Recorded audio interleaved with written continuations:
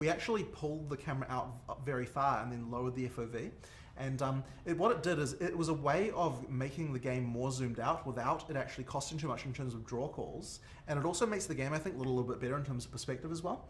So that's been something, because you get a slightly flatter appearance, so it kind of looks, it's a little bit hard to explain, but you know, the FOV differences. But effectively, that's resulted in a larger overall view area for the character. So even though there is that issue in POE1, POE2 is better in this regard, and then we've done that without having to make the performance too much worse either.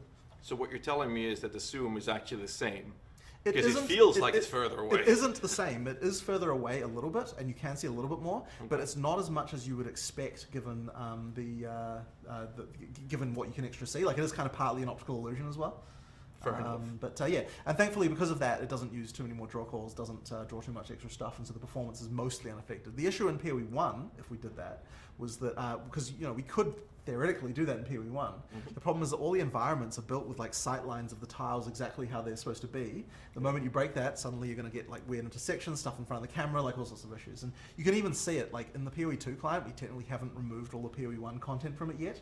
You can just warp it with cheats to POE1 zones, and when you do that, you get all sorts of problems because of the camera difference. But yeah, kind of just an interesting random fact. I mean, there's the explanation. I've been curious about